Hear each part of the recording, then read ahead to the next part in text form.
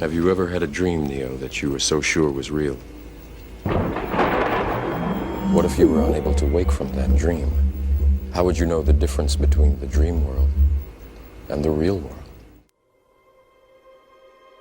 What if you woke up one day and discovered that everything you've always taken for granted is not what it seems at all? What you thought was reality is actually a simulation, a very complex, sophisticated illusion that you live inside of. Even solid matter itself is no more real than, say, a rock that you would pick up in a dream. And not only are you living in a simulation, but it's being generated by a system that you can contact with your mind and actually change the simulation itself. In effect, hacking the universe. What would you do to change the world? Well, recent scientific discoveries are strongly suggesting that this is the case, that we live inside a simulation, and that we, as observers, have a demonstrable power over it. We are actually participating in the creation of the reality that we live in. The scientific hypothesis that our world is virtual or dreamlike has been explored in depth by many scientists, including Dr. Brian Whitworth. He took the two opposing views, one being materialism, that our universe is entirely physical, exists in and of itself, and needs nothing outside of it to explain it, and the other being the simulation hypothesis, that our universe exists as a virtual construct and depends on information processing happening outside of space-time. Dr. Whitworth looked at all the facts that have been gathered from experimental results and asked which view better fits these facts. After a thorough analysis, his conclusion was that the data much better fits the simulation hypothesis.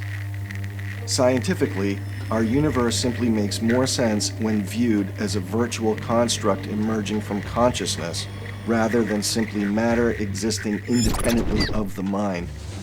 This isn't real. What is real? How do you define real? The analysis starts at the beginning, with the Big Bang.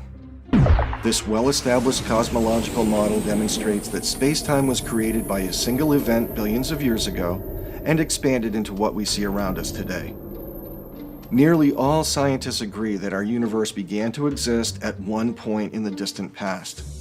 From the materialist view that our universe is all there is, as an objective, independent reality, the fact that the Big Bang came from nothing is very hard to explain. How could everything come from nothing? But if you look at the universe as a virtual construct, the Big Bang model works perfectly. Virtual worlds always begin with an information influx from a zero state, since they need to initially boot up. Every time a computer game starts up, a Big Bang occurs from the perspective of the game.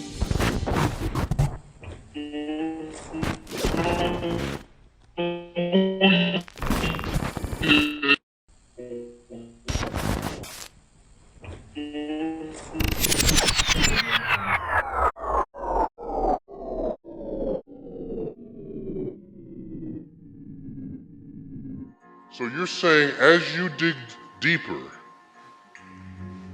you find computer code writ in the fabric of the cosmos? Into the equations that we want to use to describe the cosmos, yes. Computer code. Computer code, strings of bits of ones and zeros.